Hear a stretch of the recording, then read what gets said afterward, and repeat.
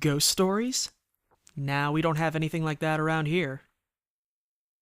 We do have the story of Jacob, though. That's about as close as you'll get. You really want to know? Well, I'm not supposed to tell you, but... Alright. Just no interrupting. I don't have the patience for it. How to describe Jacob Emory? Well, I guess you could say he was the kind of guy you could never take notice of. That isn't to say he was a bad kid, in any sense. Many people in this town thought he was the most reliable person for an odd job in the state. But he never really excelled in anything. He was the living proof behind the statement, "Jack of all trades, ace of none." Most of this was due to his own lack of will. He dabbled in damn near everything this town could offer him. Automobiles, radio operation, store management, what have you. But he never stuck with anything. His friends and workers went after him about it a number of times, but everybody got the same unsatisfying response. It just wasn't enough. Needless to say, any friends who kept nearby were either very patient or never spoke of the matter altogether. It was probably inevitable, then, that Jacob would leave to go abroad. I don't remember where he went, but I think Gertrude down the street knew before she passed on. You'll have to scout someone else if you ever want to get curious. In any case, no one even tried to stop him. Everybody thought that a little travel would stamp the ambition out of him, or else feed it until it was no longer an issue. Hell, we even gave him a sending-off party, which I thought was pretty nice of everybody. So anyway, he was gone for 6, 7 years? Can't remember. You'll have to check with someone else about that too. Anyways, he came back eventually, and he'd changed, obviously enough. He was amiable, energetic, all smiles all the time. And we all quickly learned why. He showed us a souvenir he'd brought back. A solid black stick. The length of a pencil, but the texture of chalk. We all wondered why on earth such a simple thing would prompt such a spring in his step, until he gave a demonstration. He took a piece of paper, and with this stick... God, there's gotta be a better word for it. With this stick, he drew a crude circle. It dropped and rested on the border of the paper, like a stone. It didn't leave the paper, but it acted out on it, sort of like an old movie projector on a screen.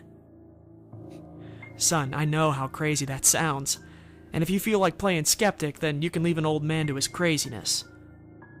But I know what I saw, even if everyone's been hushing it up, and that stone he drew dropped. Jake even passed around the paper, and as it was being passed, it rolled around as the paper got tilted. None of us had any words for it.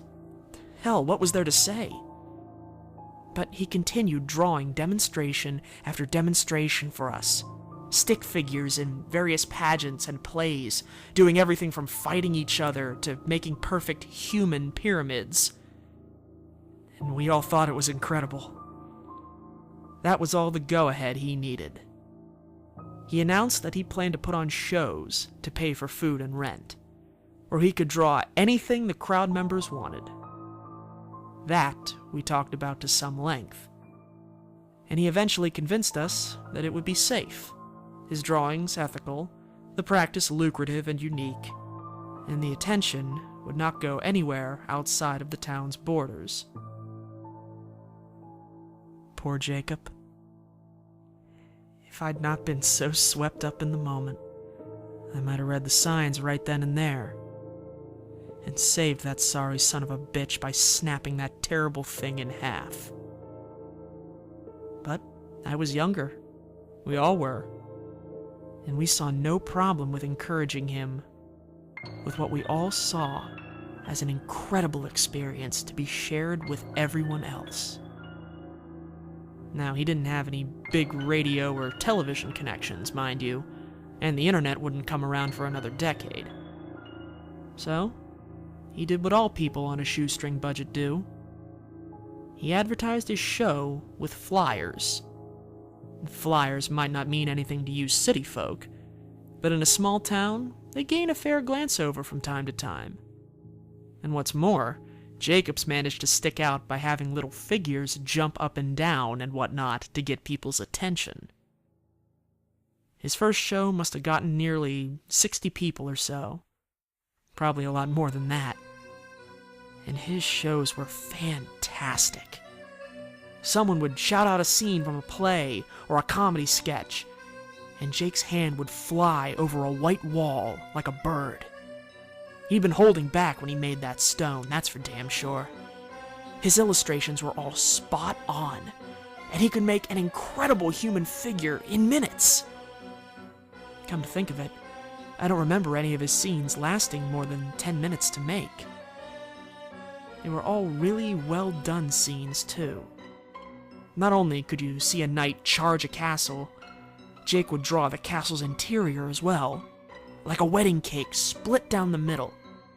So you could see the knight scale the walls, fight his way through the levels to the dungeon, fight back out with the princess, and make a leaping jump off the castle parapets onto his getaway horse.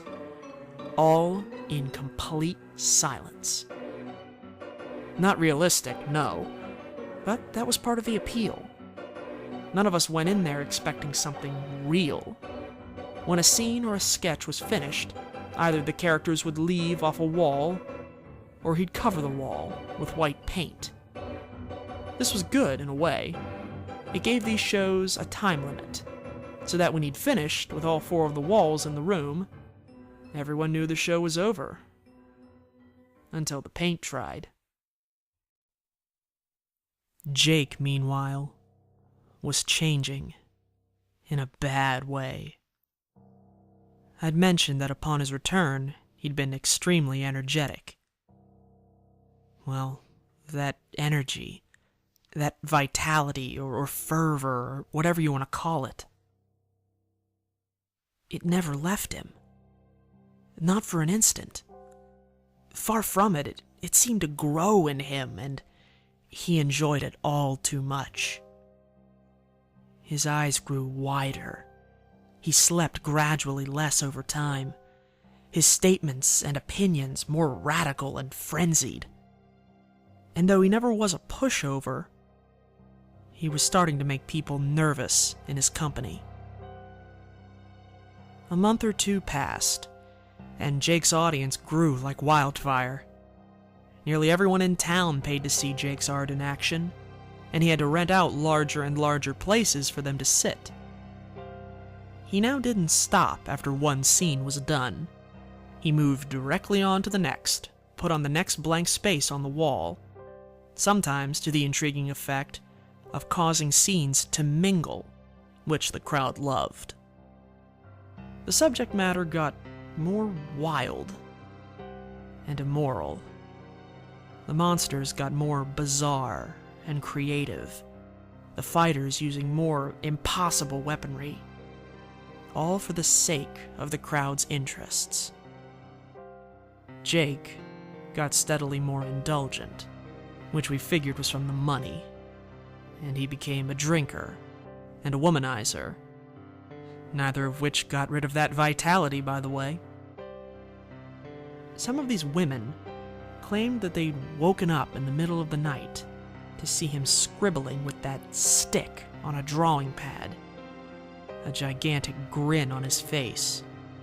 And while most of them said that they'd assumed he was drawing them in the nude, there's rumors that 1 or 2 of them got glances at that notepad. Those anonymous few supposedly said that those drawings absolutely weren't nude pictures. But neither of them, whoever they are, will say what he was drawing.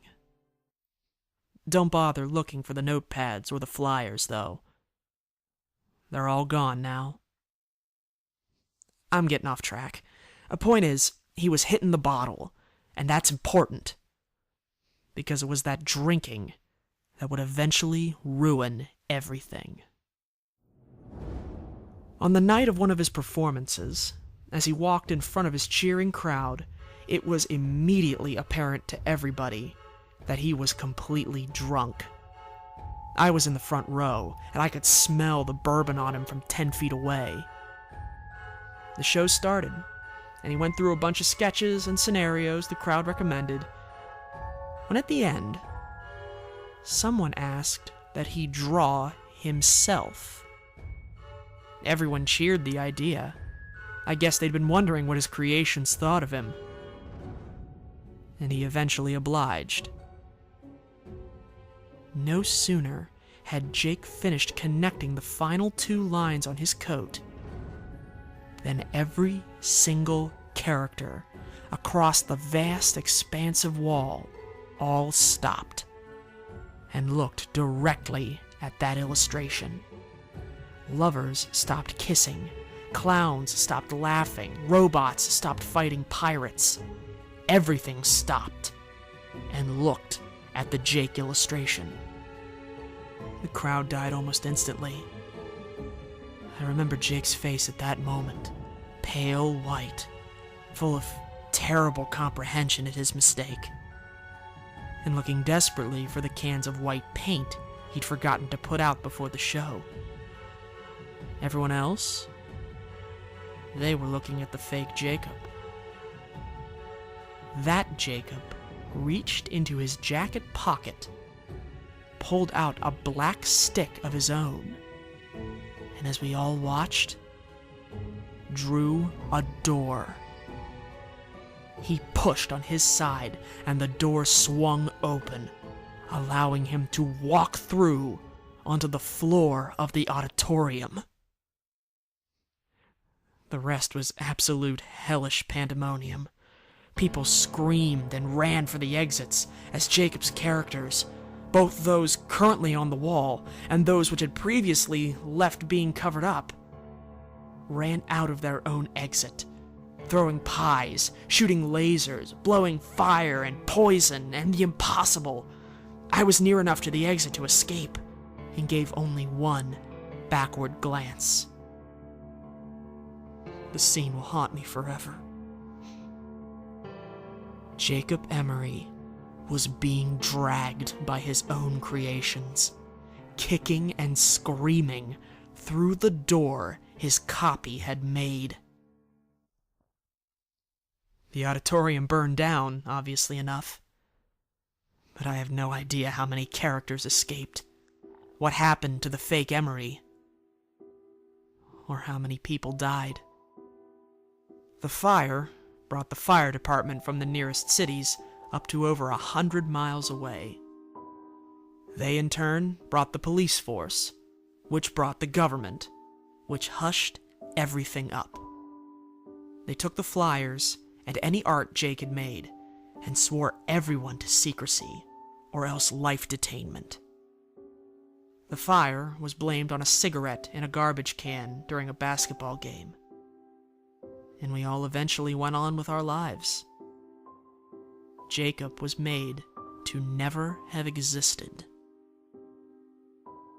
In retrospect, I realize everything. Jacob hadn't been creating illustrations. Illustrations don't move, much less act or attack.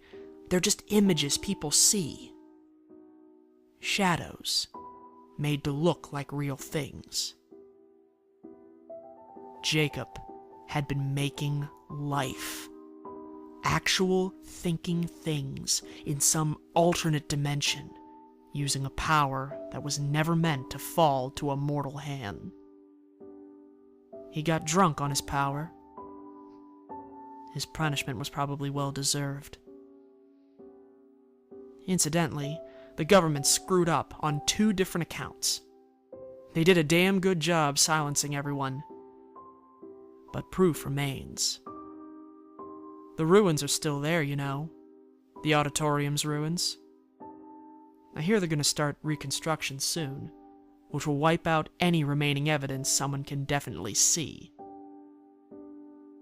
But I went there once, several years after the fire. Just once. Amidst the rubble, covered in ash, I saw something squirming. I looked closer. It was Jacob Emory's hand on the wall, exactly like it had been 3 years ago. Sweaty but calloused, I remember.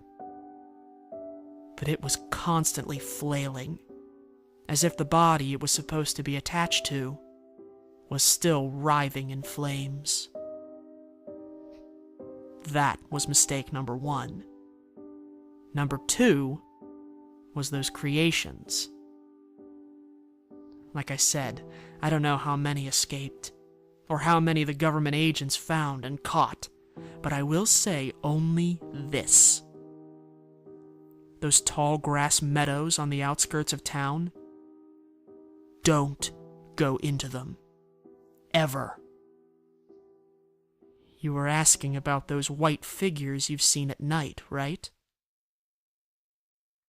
This town doesn't have ghost stories.